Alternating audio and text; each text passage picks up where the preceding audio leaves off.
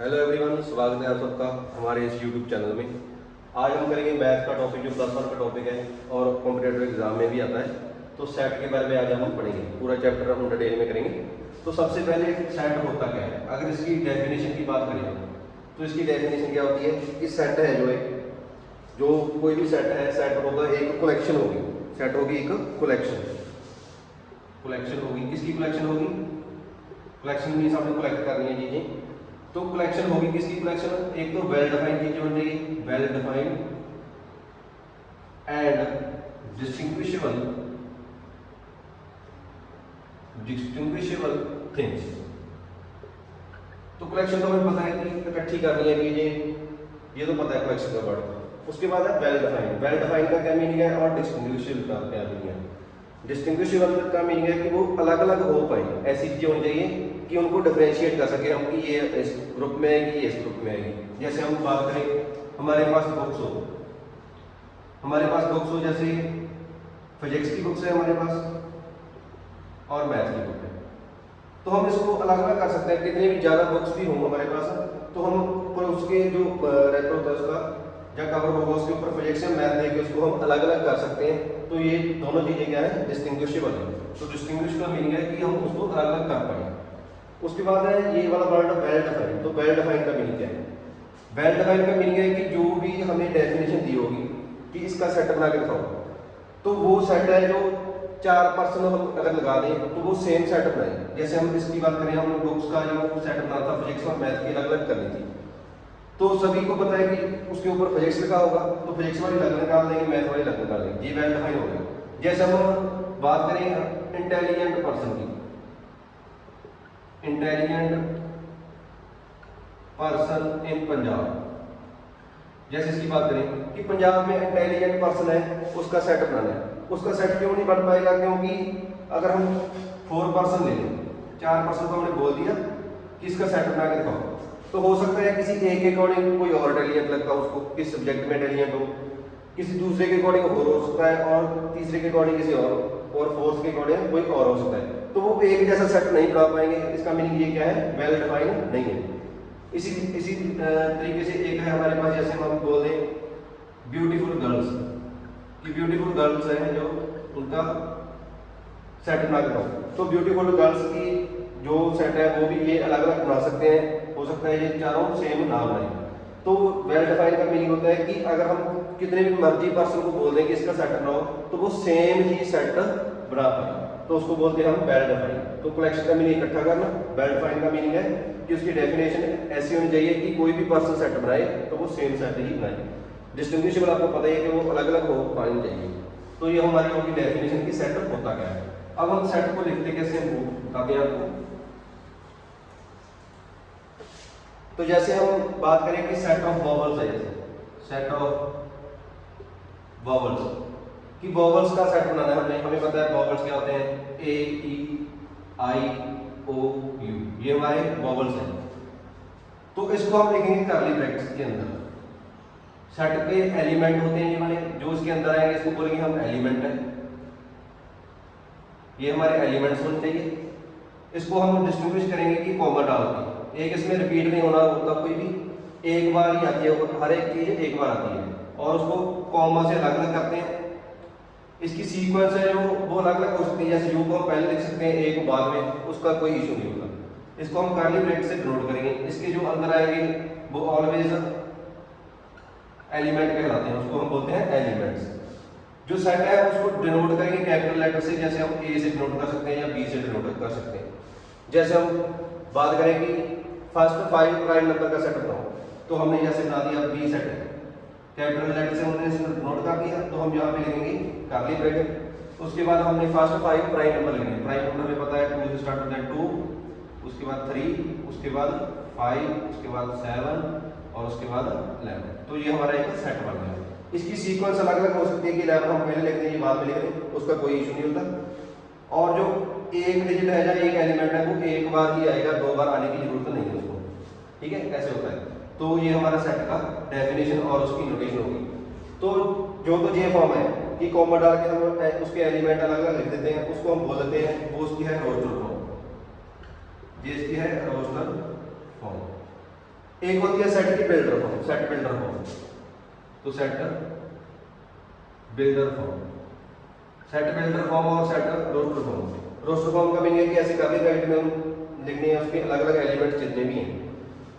Set builder form में लिखने होते हैं कि हम उसकी डेफिनेशन लिख देते हैं। जैसे बी को हम इस सेट को लिखेंगे ऐसे लिख के कर्ली ब्रैकेट, यहाँ पे लिख देंगे कोई एक्स, तो यहाँ पे इसका मीनिंग है सच दैट।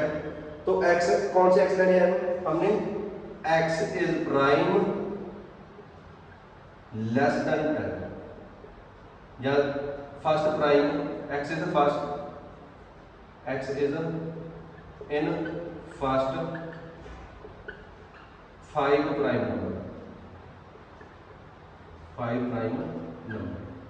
या तो ऐसे लिख सकते हैं, या इसको लिख दो b is equal to X such that X is a prime, X is a prime less than 12। ऐसे लिख सकते हैं कि 12 से छोटे वाले जो भी प्राइम है वो हम लिखेंगे।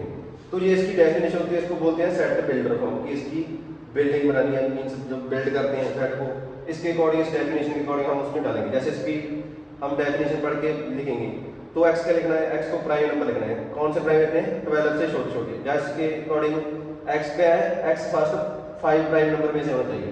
तो ये दोनों उसकी सेट बिल्डर फॉर्म है। रोस्टर फॉर्म ये वाली है। तो उसके बाद है सेट की टाइप्स। तो सेट की टाइप्स क्या क्या होती हैं, तो सबसे पहले हम बात करेंगे नल सेट। नल सेट या फिर इसको बोल देते हैं एम्प्टी सेट, या इसको बोलते हैं हम एम्प्टी सेट। नल सेट का मीनिंग क्या है कि कोई ए सेट है, उसके अंदर कोई भी एलिमेंट नहीं है, जीरो भी नहीं है, जीरो भी कोई एक एलिमेंट होता है, तो उसके अंदर कोई भी एलिमेंट नहीं है, उसको हम बोलेंगे नल सेट है या एम्प्टी सेट है। तो इसको हम मेनली डिनोट करते हैं फाई से। तो फाई क्या है हमारा, एम्प्टी सेट, या फिर उसका नाम है नल सेट। जैसे इसको बिल्डर फॉर्म में लिखना होगा हमें, तो फाई इज इक्वल टू हो सकता है कि x, x such that X is a natural number, natural number less than 0। तो इसकी बात करें, क्या लिखा है हमने कि एक्स को लेनी है, कौन से लेने हैं, नेचुरल नंबर लेने हैं जो 0 से कम हो। हमें पता है नेचुरल नंबर तो स्टार्ट ही कहाँ से होते हैं, 1 से होते हैं, तो 0 से लेस तो कोई नंबर भी नहीं आएगा। तो इसी वजह से ये वाला हमारा नल सेट बन जाएगा, इसको हम 5 से डिनोट करेंगे। तो ऐसे और भी बहुत सारी एग्जांपल्स हैं, आप देख सकते हो। नल सेट के बाद है हमारा सिंगलटन सेट। तो नल सेट को हम डिनोट करेंगे, इसकी नोटेशन है जो उसको 5 से डिनोट करेंगे। अब उसकी दूसरी टाइप है हमारे पास singleton set. Singleton set, single का मीनिंग क्या होता है, सिंगल का मीनिंग होता है एक। जिस सेट में एक एलिमेंट हो उसको हम बोलेंगे सिंगलटन सेट। जैसे ए हमने लिख दिया कोई, यहाँ पे इसमें ए डाल दिया, तो एक एलिमेंट है, इसको बोलेंगे हम सिंगलटन सेट। या बिल्डर फॉर्म में हम सपोज करो बी को लिख दिया, B is equal to X, X is a even prime number, even prime number. तो हमें पता है इवन प्राइम नंबर एक ही होता है, कौन सा होता है वो, 2। तो इसमें 2 आ जाएगा, तो ये भी क्या बन गया हमारा सिंगलटन सेट बन गया। तो ऐसे ही सिंगलटन सेट जिसमें एक एलिमेंट होता है, ये हमारा हो गया सिंगलटन सेट। उसके बाद है थर्ड टाइप हमारी finite set. Finite set, finite set का मीनिंग है कि किसी सेट में नंबर ऑफ एलिमेंट है, जैसे इसमें कोई एलिमेंट नहीं था, इसमें एक था, तो जिसमें नंबर ऑफ एलिमेंट है जो फाइनाइट हो, मींस काउंटिंग के हो, जैसे 10, 15, 20, 100, 150 ऐसे हो, उसको बोलेंगे हम finite set. In which number of element, number of element is finite. जैसे हम सपोज करो x इज इक्वल टू 1, 2, 3 50 तक है, तो ये फाइनाइट सेट हो गया। उसके बाद आता है, ये दोनों भी फाइनाइट सेट ही होते हैं, 5 भी फाइनाइट सेट है और सिंगलटन सेट भी फाइनाइट सेट है, ये दोनों इसके अंदर ही आ जाते हैं। उसके बाद है हमारे पास इनफाइनाइट सेट। इनफाइनाइट सेट जिसमें नंबर ऑफ एलिमेंट इनफाइनाइट हो, उसको बोलेंगे हम इनफाइनाइट सेट। जैसे नेचुरल नंबर है, नेचुरल नंबर का जो सेट होता है वो इनफाइनाइट होगा, इनफाइनाइट नंबर्स में आते हैं, 1 से लेकर इन्फिनिटी तक चले जाते हैं। इसी तरीके से हमारे पास जेड इंटीजर का है जो, उसको हम बोलेंगे इनफाइनाइट सेट है। या फिर हमारे पास रैशनल नंबर का है जो, उसको हम बोलेंगे इनफाइनाइट सेट है। इसी तरीके से रियल नंबर का जो सेट होता है उसको भी हम बोलते हैं कि इनफाइनाइट सेट है। तो ये तो होगी इसकी एलिमेंट्स की काउंटिंग की टाइप्स कि अगर फाइनाइट होंगे उसको नंबर ऑफ सेट एलिमेंट्स को उसको फाइनाइट बोलेंगे, अगर नंबर ऑफ एलिमेंट इनफाइनाइट होंगे तो उसको इनफाइनाइट सेट बोलेंगे। उसके बाद हम करते हैं इक्विवेलेंट या इक्वल सेट करते हैं। इक्विवेलेंट सेट करते हैं, इक्विवेलेंट सेट, या फिर हम बोलें दूसरी तरफ इक्वल सेट, इक्वल सेट। तो इक्विवेलेंट सेट कौन से होंगे? अगर दो सेट है हमारे पास ए एंड बी, अगर ए और बी में नंबर ऑफ एलिमेंट सेम है तो उसको हम बोलेंगे इक्विवेलेंट सेट। सपोज करो हमारे पास ए सेट है कोई, उसको हम डाल दें A B C D.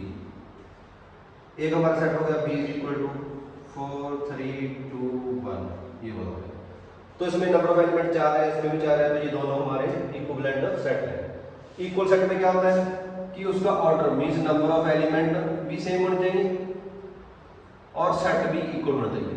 Equal means उसमें जो एलिमेंट है उसका ऑर्डर तो इधर उधर हो सकता है, मींस उसमें एलिमेंट जो सेम होने चाहिए। जैसे सपोज अगर हमारे पास a इज इक्वल टू है 1 2 3 4 और b हमारा है 2 3 4 1, तो ये दोनों इक्वल सेट होंगे। इसका ऑर्डर चेंज हुआ है, एलिमेंट देखो 4 इसमें भी है, 4 इसमें भी है, 3 भी है, 3 भी है, 2 भी है, 2 भी है, 1 भी है, 1 भी है। नंबर ऑफ एलिमेंट भी 4 है, इसमें भी 4 है, तो ये हमारा हो गया इक्वल सेट। इक्वल सेट में नंबर ऑफ एलिमेंट भी सेम होते हैं और एलिमेंट भी सेम होते हैं। जो एलिमेंट इसमें होगा वो उसमें भी होगा, इसमें सिर्फ काउंटिंग होती है वो सेम होती है, उसको बोलते हैं हम इक्विवेलेंट सेट। तो ये होंगे इक्विवेलेंट सेट हमारे।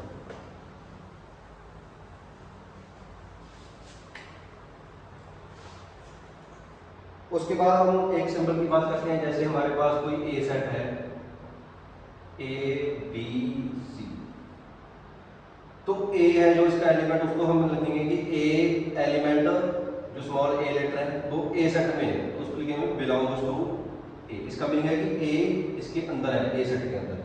सिमिलरली हम लिखेंगे बी जो है बिलोंग्स टू ए, इसका नाम है बिलोंग्स टू, ठीक है, कि ए है जो बी सेट के अंदर है। सिमिलरली बी और सी दोनों बिलोंग्स करते हैं हम ए, ठीक है। ऐसे हम लिख सकते हैं कि जो जो एलिमेंट इसके अंदर है। उसके बाद हम अगर बात करें, एक सेट हमारा है बी सेट, यहाँ पे ए बी सी और डी, ये हमारा सेट है। तो देखो अगर ए के सारे एलिमेंट बी में है, देखो ए भी यहाँ पे है, बी भी यहाँ पे है, सी भी यहाँ पे है, तो हम इसको लिख सकते हैं कि ए है जो कंटेन इन बी है, means A is subset of B. तो सबसेट की डेफिनेशन क्या होगी हमारी? Subset a set whose all element contain in other set is called subset of that set। कि उस सेट का हम उसको सबसेट बोलेंगे। किस सेट को? जिस सेट में इसके सारे के सारे एलिमेंट, जैसे ए बी सी इसमें है, ए बी सी इसमें भी आ गए, तो ए बी का सबसेट हो गया। सिमिलरली अगर हम बात करें, अगर हमने कोई सेट ले लिया सी ले लिया हमने, ए ओनली ए है इसमें, ठीक है, ओनली ए है, तो ए जो है इसमें आता है ना, तो सी है जो सबसेट होगा ए का। सिमिलरली ए एलिमेंट इसमें है तो सी सबसेट होगा बी का। तो ऐसे भी लिख सकते हैं। जब हम सिंपली लिख सकते हैं कि अगर ए एक सेट बन गई, अब ये एलिमेंट नहीं का, ठीक है, अब ये सेट बन गया सी वाला, तो ये इसको बिलोंग नहीं कर रहा है, इसका सबसेट है, तो यहाँ पे लिखेंगे हम सबसेट ऑफ ए। सिमिलरली अगर हम इसमें से उठा दें, जैसे सी एंड डी उठा लिया, तो सी एंड डी इसका सबसेट है, सी इसमें भी आ रहा है, डी भी इसमें आ रहा है, तो सी एंड डी क्या है, इसका सबसेट हो गया हमारा बी का। C comma D is a subset of B, तो ये सबसेट और बिलोंग्स टू के साइन। इसको और क्लियरली करते हैं। जैसे सपोज करो हमारे पास ए सेट है, हमारे पास ए सेट इज इक्वल टू है ए बी, यहाँ पे ऐसे कर्ली ब्रैकेट है, सी डी यहाँ पे हमारा कर्ली ब्रैकेट है, यहाँ पे ई ये हमारा सेट है, सपोज करो ये हमारा सेट है, ठीक है। अब देखो जो ए एलिमेंट है वो इसके अंदर है ना, ए एलिमेंट सिंगल पड़ा है, तो हम लिखेंगे ए बिलोंग्स टू कैपिटल ए, तो ए इसका एलिमेंट है। अगर हम लिखेंगे ए के ऊपर कर्ली ब्रैकेट, तो लिखेंगे ए कंटेन ए, कि ए के ऊपर अगर हमने ये कर्ली ब्रैकेट डाल दी, इसका मीनिंग है कि ये सेट बन गया, तो ये सेट इसके अंदर है ना, तो इसका मीनिंग है कि ए जो है सबसेट ऑफ ए है। अब हम लिखेंगे बी बिलोंग्स टू ए। अब देखो मैंने लिख दिया बी बिलोंग्स टू ए, तो बी इसके अंदर है, सिंगल बी तो नहीं है ना, कर्ली ब्रैकेट वाला है, मींस एक सेट है इसके अंदर, तो बी इसको बिलोंग नहीं करता है, इसको लिखते हैं डज नॉट बिलोंग्स टू ए। तो हम अगर ये लिखेंगे, अब देखो बी इसके अंदर है ना एलिमेंट, ये बी पूरे का पूरा है, एक कर्ली ब्रैकेट वाला इसके अंदर पड़ा है ना, तो हम लिखेंगे बी सेट है जो बिलोंग्स टू ए है, यहाँ पे बिलोंग आएगा क्योंकि ये इसका एक पार्ट है।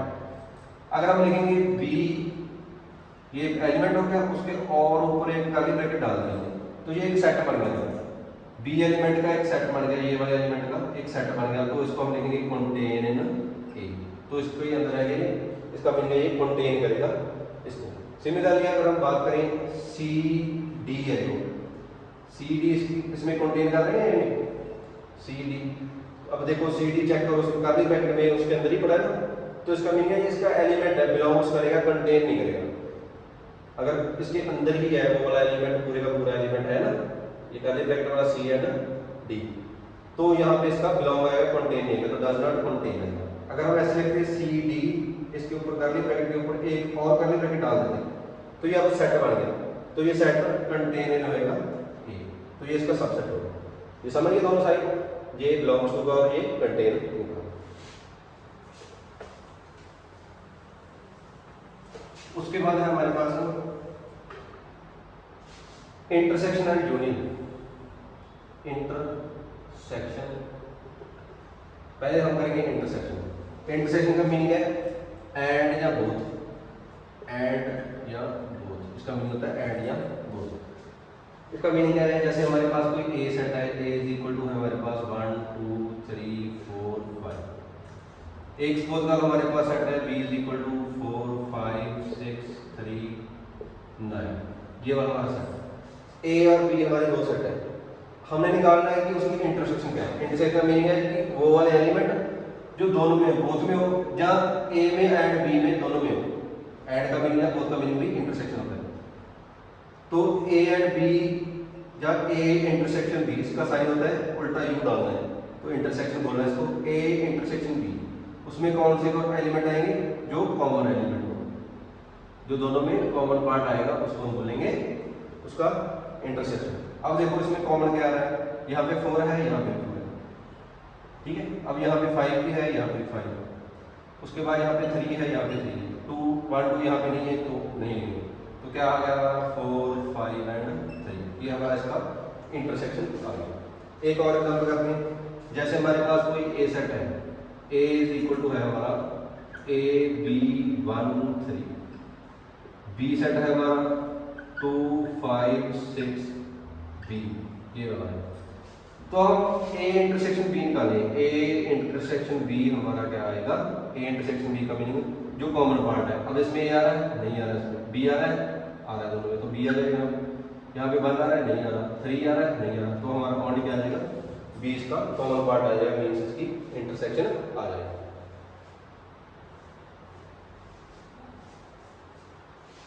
तो उसके बाद हमारे पास यूनियन, तो यूनियन क्या होता है उसके बारे में पढ़ेंगे, इंटरसेक्शन हमारा हो गया। अब उसके बाद है हमारी यूनियन। तो यूनियन क्या होती है, यूनियन का मीनिंग होता है और का मीनिंग या तो ए सेट में है एलिमेंट या बी में है, उसको हम बोलेंगे उसकी यूनियन है। अगर ए हमारे पास है 1 2 3 और 4, बी सेट है हमारे पास 4 5 2 9, ये हमारे दो सेट है। अगर हमने यूनियन निकाली है तो लिखेंगे ए यूनियन बी, इसको बोलेंगे यूनियन, ए यूनियन बी। तो उसमें क्या आएगा,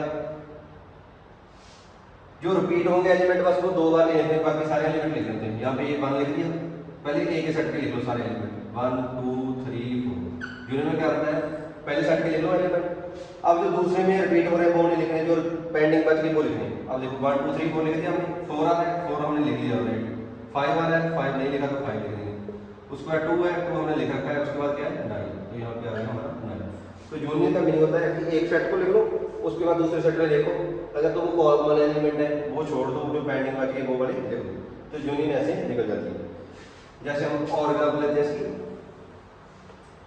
जैसे हमारे पास है ए सेट इज इक्वल टू ए ऐसे कर्ली ब्रैकेट में, बी सी डी इस कर्ली ब्रैकेट में ऐसे, और बी सेट हमने लिख दिया ए बी सी डी और ई, हमने ये वाले दो सेट लिख दिए।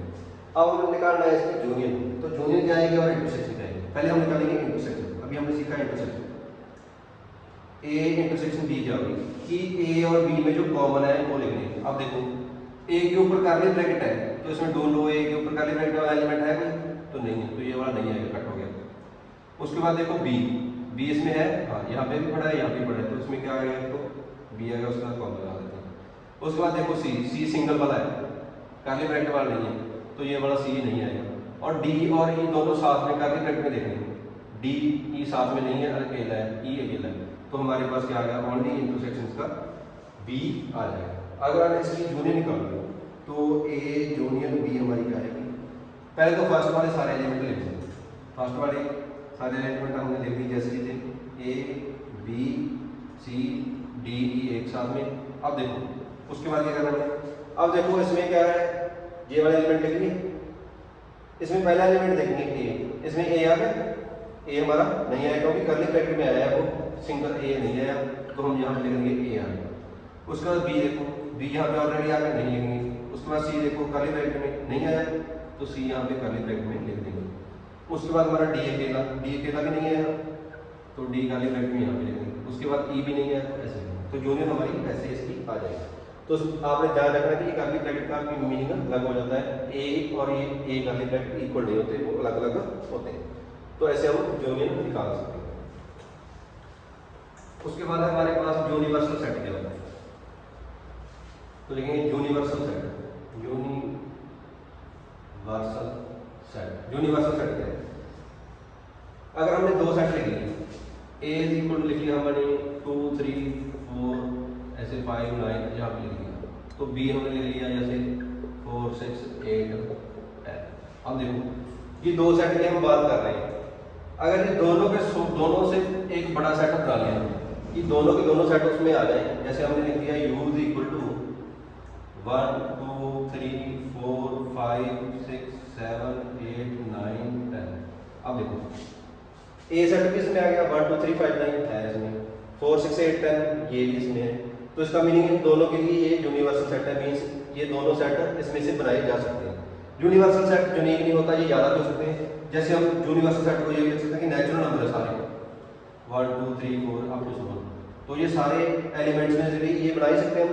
तो बड़ा सेट है कोई भी हो सकता है, नेचुरल नंबर इंटीजर लिख दोगे तो भी वो इसका यूनिवर्सल सेट होगा, अगर हम 20 तक लिख देते हैं वो भी इसका यूनिवर्सल सेट होगा, तो वो हमें गिवन होगा हर क्वेश्चन में। जैसे सपोज करो हमारे पास ए सेट ये वाला है, बी सेट ये वाला है, यूनिवर्सल सेट में ये वाला दिया हुआ, तो अब हम निकालेंगे इसका कॉम्प्लीमेंट क्या, कॉम्प्लीमेंट ऑफ ए, उसको डिनोट करेंगे ए के ऊपर सी, जैसे ए का कॉम्प्लीमेंट।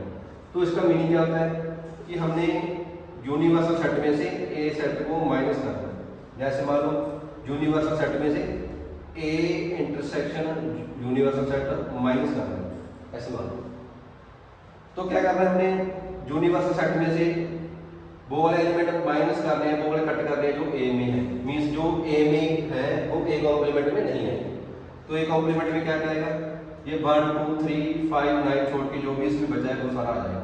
तो इसमें लिखेंगे इंटरसेक्शन मीनिंग तो समझते हैं ना, 1 2 3 5 9 इसमें से कट कर दो, वो वाले माइनस करने मींस कट करने, तो क्या आ जाएगा कॉम्प्लीमेंट में, जैसे 4 से स्टार्ट हो जाएगा, 4 आ गया, उसके बाद 6 आ जाएगा, फिर 7 फिर 8 उसके बाद 10, तो ये कॉम्प्लीमेंट आ गया हमारा। कॉम्प्लीमेंट का मीनिंग होता है कि यूनिवर्सल सेट में से वो बड़े सेट के एलिमेंट हटा के जो बच गया वो बड़ा।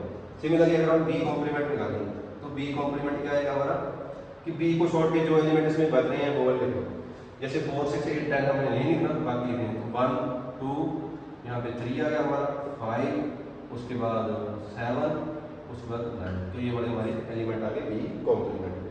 तो ऐसे आप बी कॉम्प्लीमेंट या ए कॉम्प्लीमेंट निकाल सकते हैं।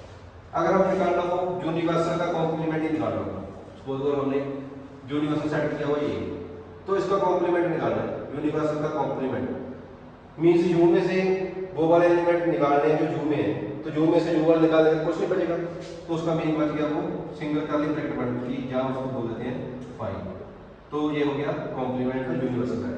मीन्स यूनिवर्सल का जो कॉम्प्लीमेंट होगा वो खाली सेट होगा, एक एम्प्टी सेट होगा। सिमिलरली अगर हम 5 की कॉम्प्लीमेंट निकाल दें कि खाली सेट है कोई, इसमें से खाली सेट माइनस करो कि खाली सेट में कुछ होता नहीं, तो सारे का सारा ही आ जाएगा पूरा सेट। तो इसका मीनिंग है कि 5 का कॉम्प्लीमेंट है वो यूनिवर्सल सेट के इक्वल आता है। तो ये आपने 2 पॉइंट याद रखने हैं, एमसीक्यू में पूछे जाते हैं कि यूनिवर्सल का कॉम्प्लीमेंट है वो 5 होता है, 5 का कॉम्प्लीमेंट है जो यूनिवर्सल सेट होता है। ये आपने समझ भी लिया, ऐसे कर सकते हैं उसको। उसके बाद हमारे पास है कि अगर हम कॉम्प्लीमेंट की यूनियन या कॉम्प्लीमेंट की इंटरसेक्शन निकालना है, जैसे हम बात करें हमारे पास यूनिवर्सल सेट दिया हुआ है 1 2 3 अप टू जैसे 10 दिया हुआ, हमने दे दिया ए सेट इज इक्वल टू 2 5 6 8 9 ऐसे दे दिया, और बी सेट दे दिया हमें 1 2 3 5 9 8 ऐसे 2 सेट दे दिए। अगर आपको निकालनी हो A complement intersection B complement, तो कैसे निकालेंगे? ए और बी की इंटरसेक्शन तो आपको निकालनी आती है, तो ए कॉम्प्लीमेंट और बी की इंटरसेक्शन कैसे करेंगे? तो सबसे पहले क्या करेंगे हम ए कॉम्प्लीमेंट निकालेंगे। तो ए कॉम्प्लीमेंट में क्या होता है कि ए को छोड़ के जो यूनिवर्सल में सेट में एलिमेंट बचते हैं वो वाले लिखेंगे। तो क्या आ जाएगा 1, उसके बाद 2 तो आ गया, उसके बाद 3 आ जाएगा, 4 आ जाएगा, 5 भी आ गया, 6 भी आ गया, उसके बाद 7 आ जाएगा, उसके बाद 10। तो ये हमारा ए कॉम्प्लीमेंट आ गया। इसकी इंटरसेक्शन किसके साथ करनी है? बी के कॉम्प्लीमेंट। तो बी के कॉम्प्लीमेंट में क्या क्या एलिमेंट आगे वो नहीं लिखेंगे, कहाँ से शुरू करेंगे? 1 2 3 आ गए तो 4 से स्टार्ट हो जाएगा, उसके बाद 6 आ जाएगा, 7 आ जाएगा, उसके बाद 10 आ जाएगा। तो अब हमने इनमें से कॉमन एलिमेंट निकाले, इसमें कॉमन देखो 1 है नहीं है, 3 भी नहीं है, 4 है और 7 नहीं है और 10 है। तो क्या आ जाएगा हमारे पास? एक तो हमारा आ गया 4 और एक आ गया 7, एक आ गया हमारा 10। तो ऐसे आप कॉम्प्लीमेंट का निकाल सकते हो। अगर हमने निकालना हो सपोज करो ए यूनियन बी, उसका कॉम्प्लीमेंट निकालना है। इसका मीनिंग है कि पहले हमने ब्रैकेट सॉल्व करनी है, मींस पहले यूनियन निकालनी है। तो ए यूनियन बी है, ए यूनियन बी में ये दोनों के एलिमेंट आ जाएंगे, बस कॉमन है वो छोड़ देंगे, जो कॉमन है वो एक बार लिखें, ज़्यादा बार नहीं लिखें। तो क्या आ जाएगा इसमें? 1 2 3 आ गया, उसके बाद 5, उसके बाद 6, उसके बाद 8, उसके बाद 9। तो ये वाले हमारे एलिमेंट आ गए।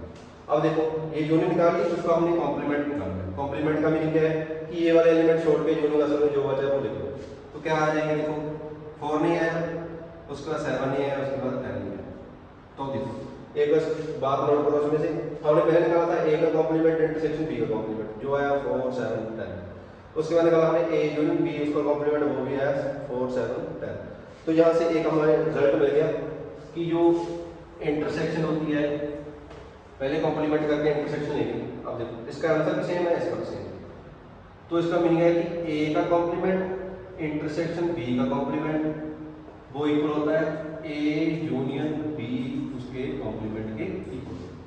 ठीक है, इसका मीनिंग क्या हो गया कि अगर ए की इंटरसेक्शन ले पहले और फिर उसके बाद बी की इंटरसेक्शन ले, पहले ए की इंटरसेक्शन ले ली, उसके बाद बी की इंटरसेक्शन ले ली, तो ए के कॉम्प्लीमेंट की इंटरसेक्शन बी के कॉम्प्लीमेंट की इंटरसेक्शन क्या होती है?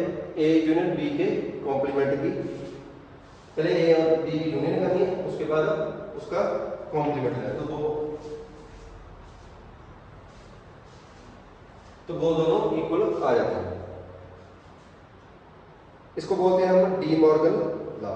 इसको इस रिजल्ट को क्या बोलेंगे? डी मॉर्गन लॉ, क्योंकि ये डी मॉर्गन ने दिया था तो इसका नाम पड़ गया डी मॉर्गन लॉ।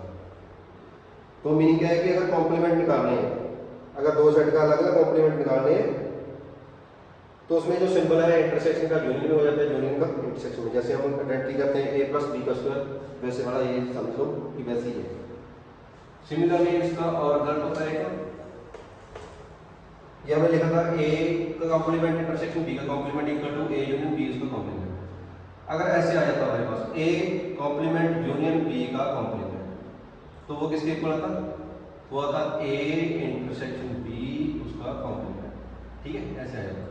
अब देखो इसको कंपेयर करो कि अगर ब्रैकेट के ऊपर कॉम्प्लीमेंट था यहाँ पे अगर तो जूनियर थी तो यहाँ पे हमारी इंटरसेक्शन होगी थी, अगर यहाँ पे इंटरसेक्शन थी तो यहाँ पे जूनियर होगी थी। ये इसको बोल देते हैं हम डी मॉर्गन लॉ, ठीक है, क्लियर है, इजी है ना यहाँ।